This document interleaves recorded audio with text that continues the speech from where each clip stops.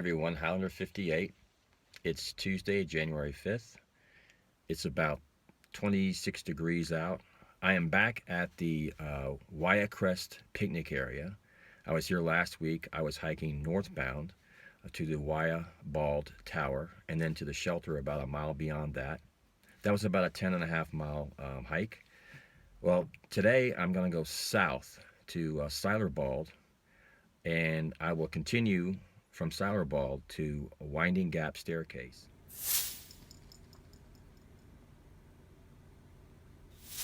There's a trailhead there, there's a parking area there, and that is also about a 10 to 10.5 mile round trip hike. I'm trying to keep my hikes around 10 to 12 miles until I feel comfortable going beyond that. Thanks again for joining me, and let's go do this. Hey everyone, I've been hiking about 20 minutes, and it's amazing how fast you warm up. Very quiet, very cold. I'm wearing my rain jacket, not because it's going to rain, but it acts as a really good shell against the wind. So right now I'm wearing a long sleeve t-shirt, my fleece, and a rain jacket, and I'm wearing hiking pants. I've got some knee braces on, and I'll talk about those later. You know, I had some cramps and stuff last time I was out, so I decided to start drinking a lot more water. Someone suggested I do that, and I know I should. I don't drink enough. So I drank about a ½ liter right before we started the hike, and I'm carrying a liter with me, so hopefully I won't have those issues that I had last time. It mainly happened on the way back, not the way up, so we'll see.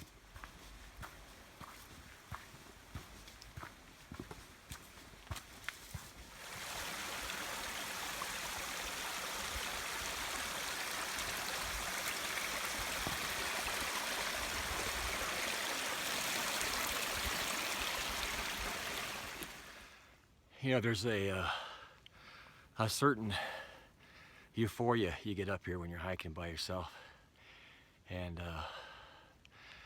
I guess at first it can be a little intimidating, maybe even a bit fearful, but that goes away real quick. And I don't know, I can't think of a word to describe how I feel when I'm out here.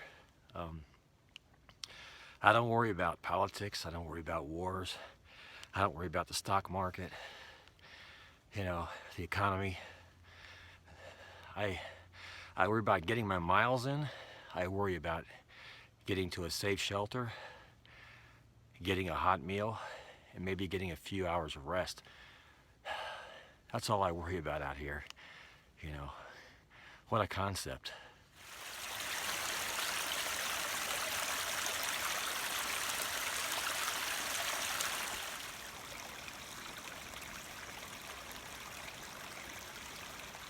Ah, it's so awesome up here.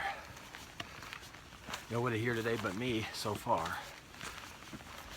and that's okay with me. I like people sometimes, but it's good to be out here with your thoughts and your hopes and your dreams, just to think things through. And a good word I like to use is to decompress.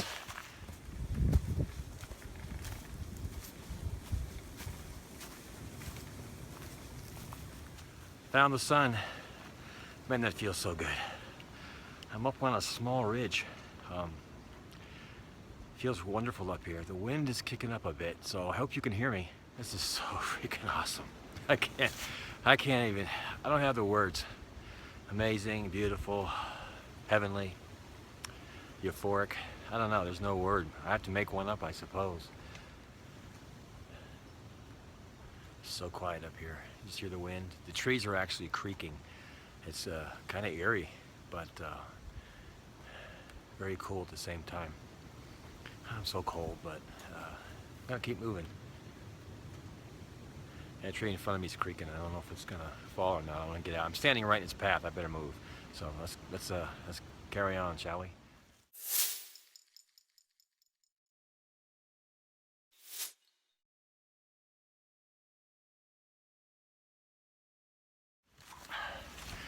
You know, I have to say that this section of trail is in outstanding condition. I mean, it's well maintained, well marked. I mean, you couldn't ask for better trail conditions than these. I'm sure there are many more like it, but from what I've been on, this particular section is one of the best maintained sections I've been on. And I want to thank the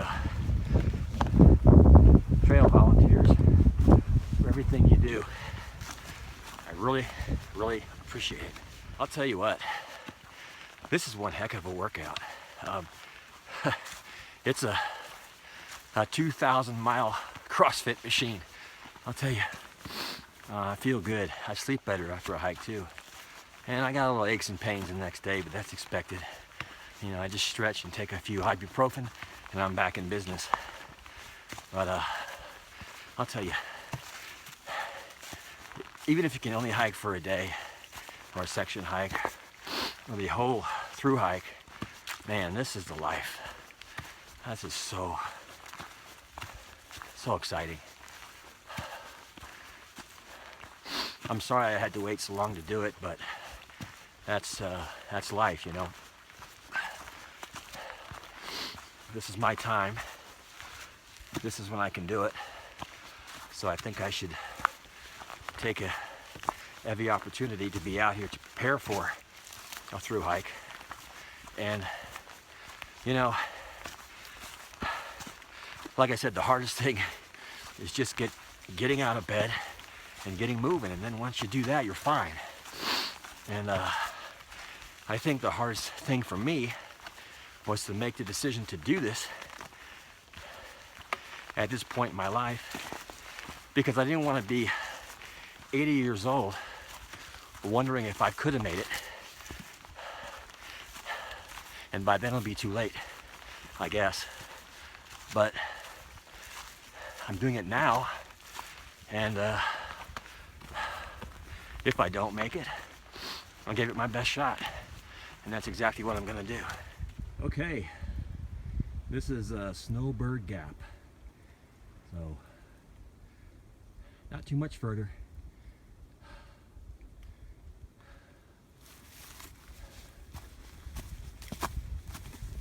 Hey everyone, I've made it up to what I think is referred to as a meadow in Siler.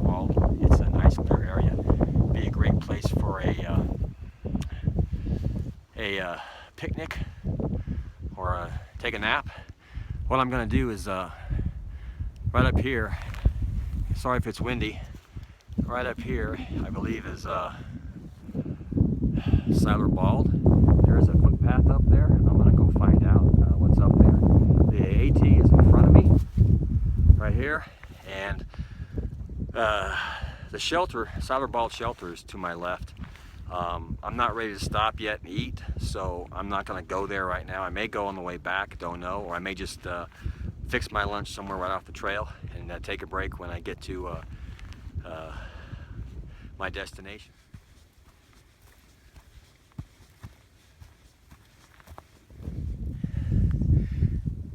Nice flat campsite up here. You know, just when you think you've reached the top, you're wrong. Here we go. Yeah, I thought I'd reached the top back there, and I saw a level area, and oh, I said, great, a campsite. Good place to have lunch or just sit. I looked to my right and I said, oh, we're not done yet.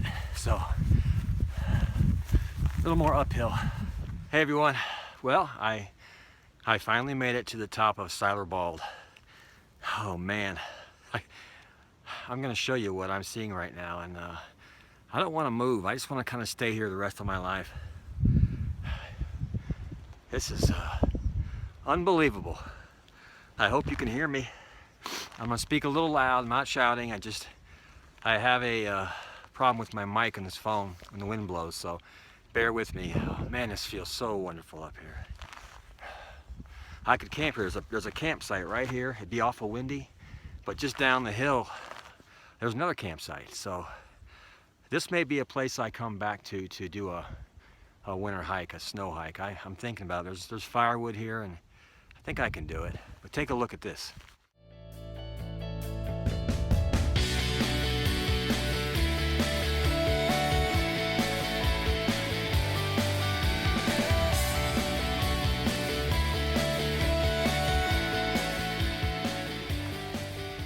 That's quite a view.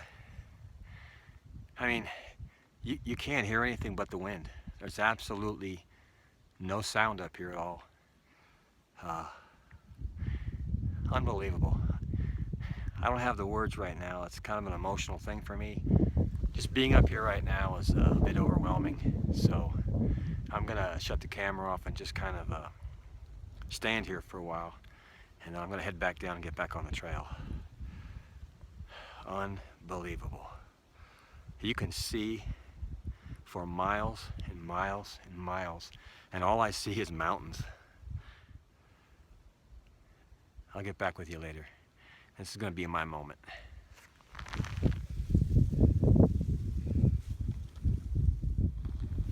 Okay,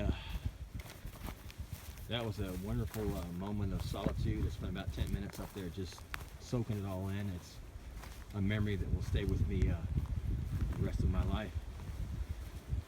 Heading back down to the trail. I don't know if I mentioned it, but and you can see it on the plaque up there. That was elevation of Siler Balt's 5,216 feet. Quite a ways up. And man, I tell you, if this is just a tiny bit of what I have to expect, I don't know if I'm going to be able to handle it. I'm having sensory overload right now, so I don't know how well I'm going to do on the trail, because I know there's so much more to see. And wow, I'll tell you, outside of having my children and retiring early, this is probably one of the best decisions I've ever made in my life. So you got to get out here and do this, folks. You really do. Oh man. Okay, I'm gonna focus on the ground here because it's still a bit icy and muddy as I get back down. I'll talk to you when I get back on the trail. Well, it's starting to warm up. I can't believe the time I'm making. I'm walking way faster than I probably should be. And I guess that's a good thing. And I feel really good. There's a lot of downhill on this side of the trail, so I know I'll be going, having some uphill on the way back, but I noticed an increase in my stamina and my strength in my legs, and that's good. So I've taken off my gloves and I have unzipped my rain jacket and my fleece. Just don't want to stop to take the pack off to take those off yet. It's still cold. It's in the 40s, on low 40s, I'm sure. But I'm clipping along here. These pre-hikes are going to really pay off. And I'm going to try to do one every week until I go. So it's about 60 days till I head to Georgia. So I think I mentioned I had some knee braces on. And if I didn't, I do. And my son, Sean, who lives in Florida, is a physical therapist, and he's an extreme sports enthusiast. He does the mud running and weightlifting and surfing and kayaking and bike riding and backpacking and all that fun stuff that you can do when you're his age. But he was asking me when he saw my videos and we talked about me hiking. He said, "What are you doing about your knees, Dad?" I said, "There's nothing wrong with my knees." And he goes, "Exactly." So he said, "What are you doing to prevent knee problems on the trail?" I said, "Well, I don't know, nothing." So he said to get some neoprene open patella knee braces, and he said, "Don't get the kind with the metal on the side unless you have to have it or you're prescribed." He said, "Get the kind with an open patella and nylon supports, stays." So I found a pair for under $10 at Walmart, of all places, and they feel pretty good. You know you have them on, but They slip a little bit, but not much. I have to adjust them about once a day. And I suppose they're doing the job. I haven't had any problems with my knees on any of the hikes. I've worn them on all of the hikes, except I think the first one, I may have had them on. But they feel pretty good. I imagine they're going to loosen up with time, but I'm going to take them and see how they do. I've heard so many horror stories of people hurting their knees or going up and spraining their knees and have to get off the trail. Sometimes temporarily, sometimes for the entire season, and that's sad. So I'm trying to do everything I can to give myself that edge in the way of preventative medicine and preparation. So just came across a really nice campsite here. Oh man, this is definitely one to remember. Big fire pit. And look at that view from your tent site. Wow.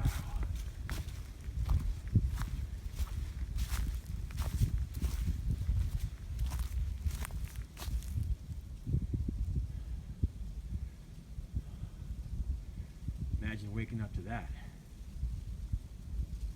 Very nice. Hey folks, I actually just passed 6 northbound hikers. They're out for a section hike for a week, and it was a family, good looking family, nice folks, very friendly.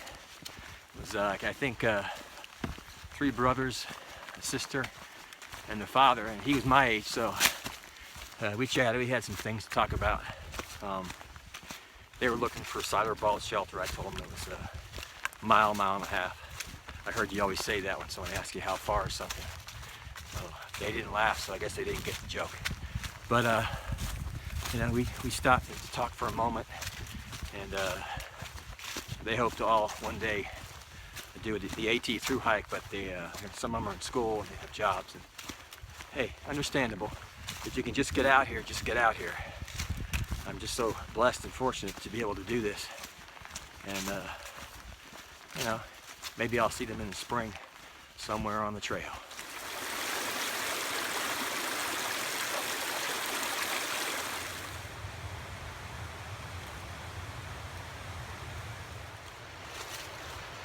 All right, folks, I made it to winding Stair Gap. It wasn't that bad. It took me about just under 3 hours, and that's with a stop or two to get water and to just look around, take it all in. I'm going to go down to the parking area here. I'm going to shed a layer. I'm going to have a couple of granola bars, a good drink of water, and I'm going to head back. A lot of uphill going back. This is all downhill, and as you know, if you go down, you got to go up. Well, I got to go back up for about an hour and a half before it starts to level out again. So I'm not going to waste too much time down here. It was a goal and I made it.